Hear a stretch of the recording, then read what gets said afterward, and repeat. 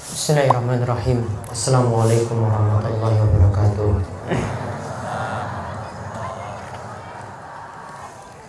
Innal hamdalillah nahmaduhu wa nasta'inuhu wa nastaghfiruh wa na'udzu billahi min shururi anfusina wa min sayyiati a'malina.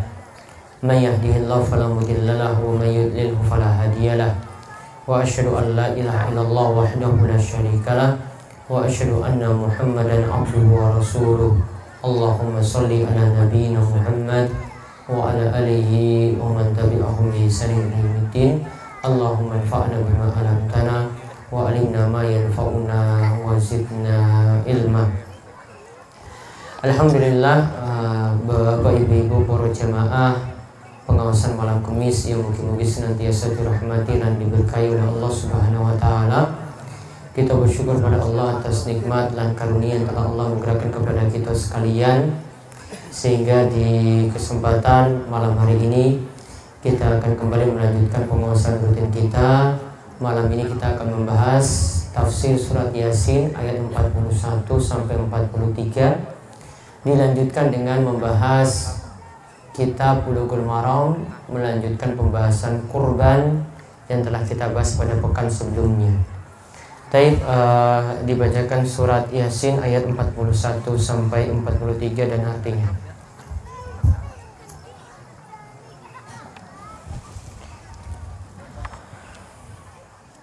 A'udzu billahi minasy syaithanir rajim.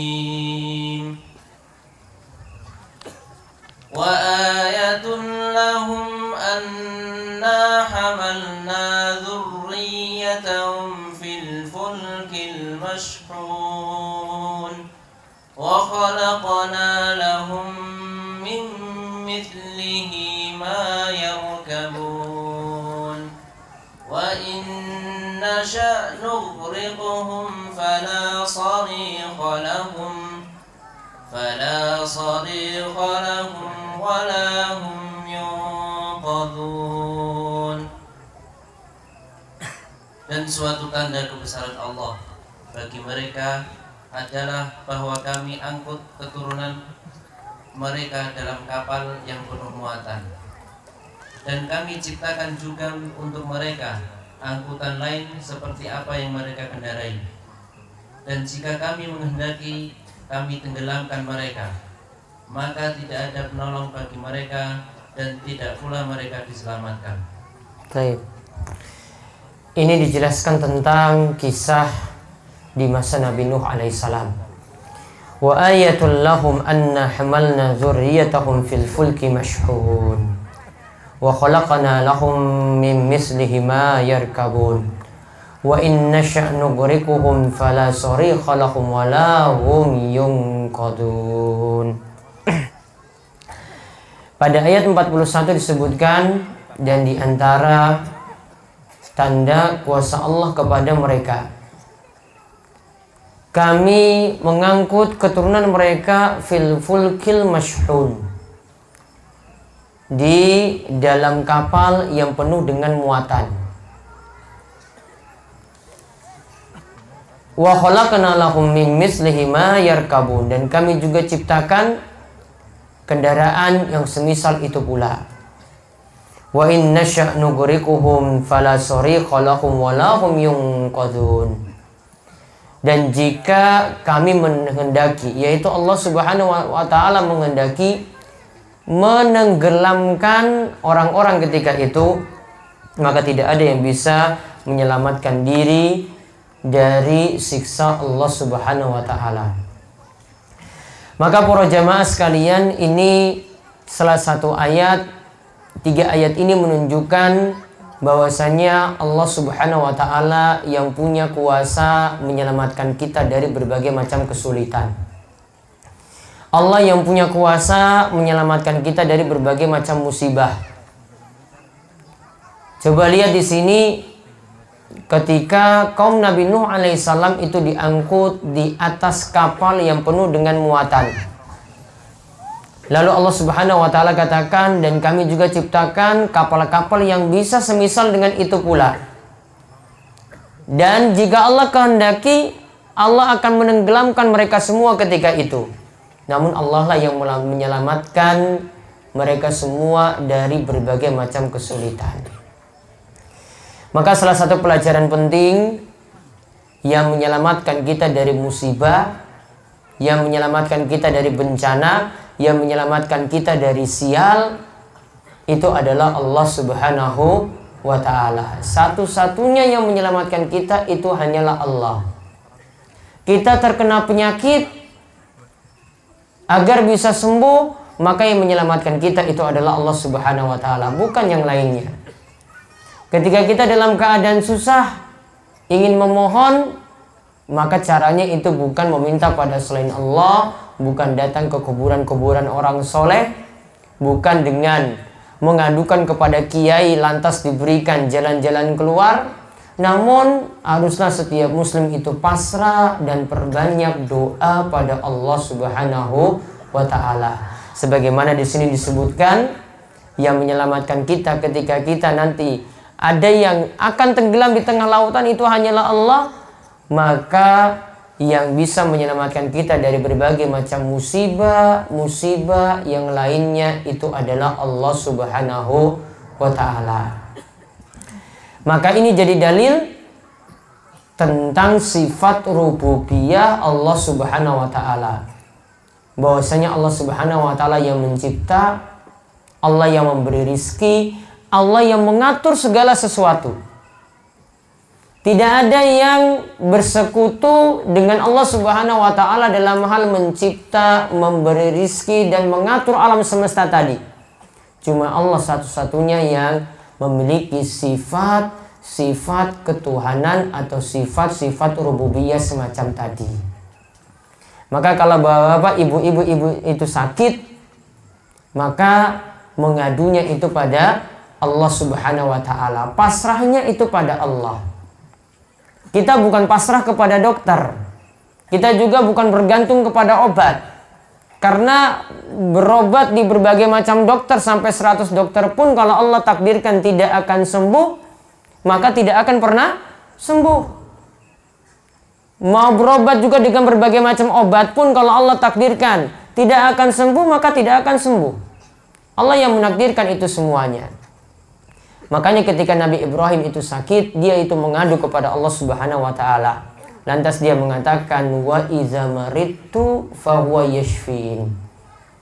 Nabi Ibrahim mengatakan, jika aku sakit, maka yang menyembuhkanku itu adalah Allah Subhanahu wa ta'ala. Di sini tidak disebut yang menyembuhkannya itu adalah tabib, yang menyembuhkannya itu adalah dokter, yang menyembuhkannya itu adalah obat.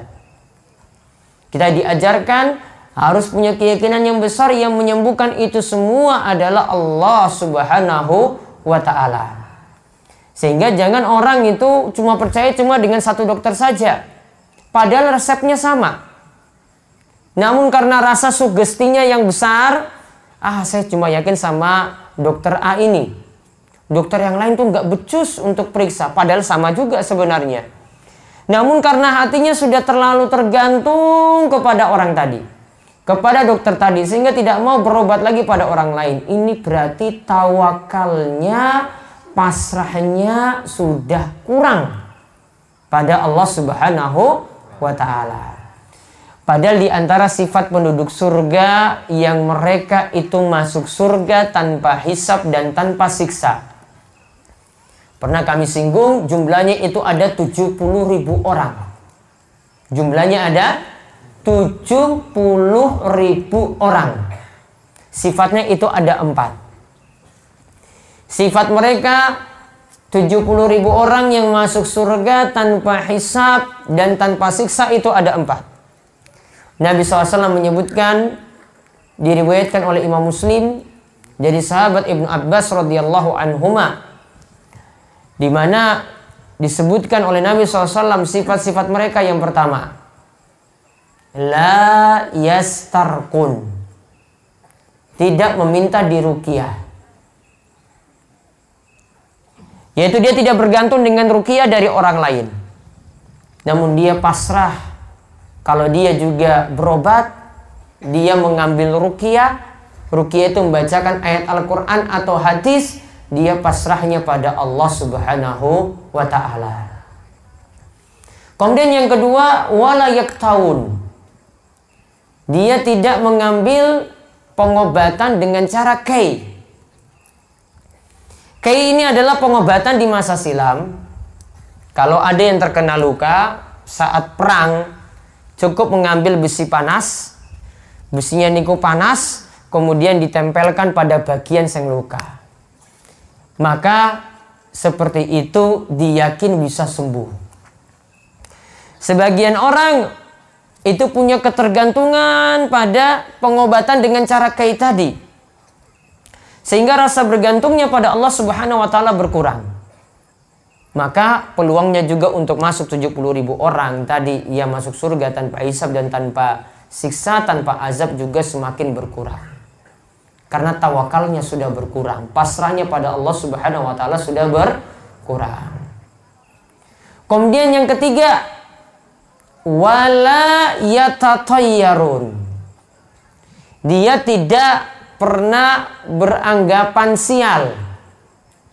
Tidak pernah beranggapan sial. Entah itu dengan tempat. Karena ada sebagian, mungkin ibu-ibu, mungkin bapak-bapak, ketika lewat di tempat yang dianggap keramat, dan itu biasanya bawa sial, ada ritual-ritual tertentu dulu yang dilakukan. Contoh mesti klakson. Nggih, ini lewat kuburan angker, klakson dulu, titit titit, nggak ada masalah apa-apa, pokoknya lewat kuburan itu harus klakson dulu. Ini berarti wis nganggap sial. Ini nganggap sial dengan tempat. Ada yang menganggap sial juga dengan bulan, dengan hari, dengan waktu-waktu tertentu.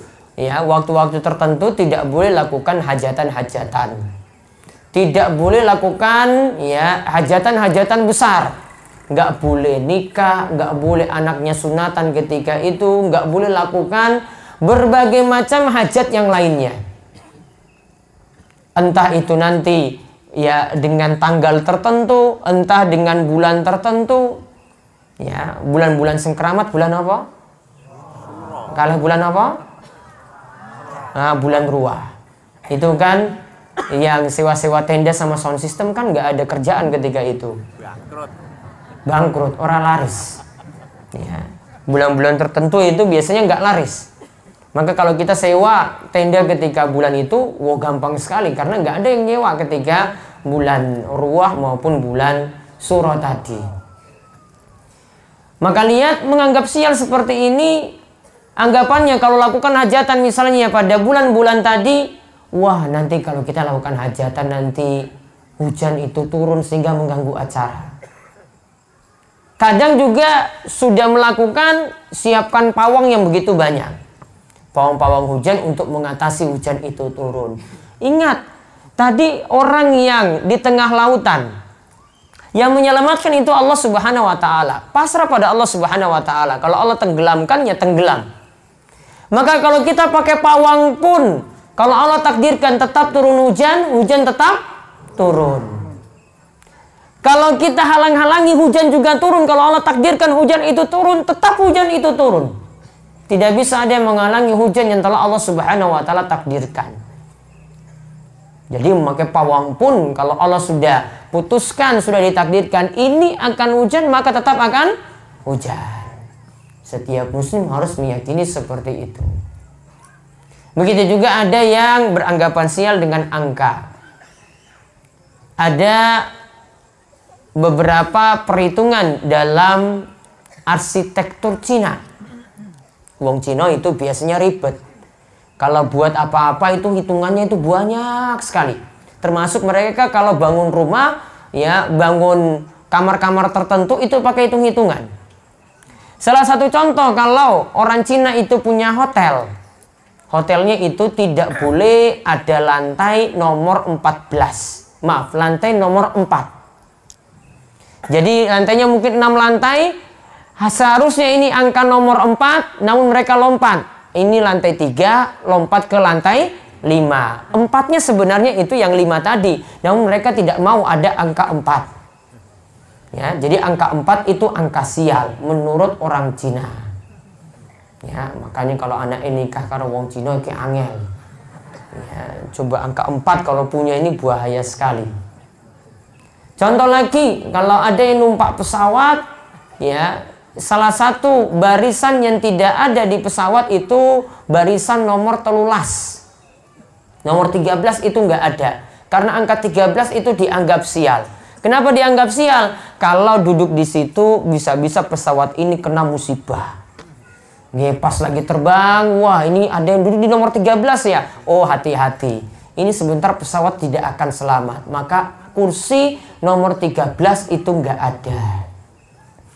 Maka kalau orang itu punya keyakinan-keyakinan musyrik seperti tadi, keyakinan-keyakinan syirik seperti tadi, hidupnya itu nggak pernah tenang. Coba lakukan hajatan, mesti hitung-hitung hari. Mau pergi jalan, mesti klakson-klakson dulu. Mau bangun bangunan, mesti pakai perhitungan yang banyak sekali. Maka orang yang berbuat syirik itu dalam hidupnya itu nggak pernah tenang. Nih, orang yang berbuat syirik itu dalam hidupnya nggak pernah tenang. Maka kalau pingin selamat, dihapus tadi keyakinan-keyakinan yang berbau syirik. Maka orang yang tauhidnya lurus, akidahnya lurus, keyakinannya benar pada Allah Subhanahu wa taala, hidupnya itu akan selalu tenang terus. Namun kalau sudah dia berbuat syirik, hidupnya jadi ribet, hidupnya jadi sulit, ya. Apa-apa itu harus dilakukan. Wah, ini kalau harinya hari sial harus datangkan pawang lah, nanti datangkan ini, biaya juga keluar besar. Maka kuncinya perbaiki iman, perbaiki akidah. Kalau akidah kita itu akidah yang benar, pasti jadi wong selamat, hidupnya tidak pernah susah. Namun kalau kita itu akidahnya sudah keliru, keyakinannya sudah keliru, seringnya itu gemar melakukan perbuatan syirik, maka tidak akan pernah menjadi orang yang selamat. Maka mari kita perbaiki akidah kita. Mudah-mudahan dengan semakin membaca surat Yasin ini, semakin kita renungkan, Allah mengokohkan akidah kita dan keyakinan pada Allah Subhanahu wa taala itu semakin lurus. Wallahu a'lam bishawab. Jadi kemohon kita tutup kalian doa kafaratul majelis. Semoga subhanakallahumma bihamdika asyhadu an la ilaha illa anta astaghfiruka wa atubu ilaik. Assalamualaikum warahmatullahi wabarakatuh.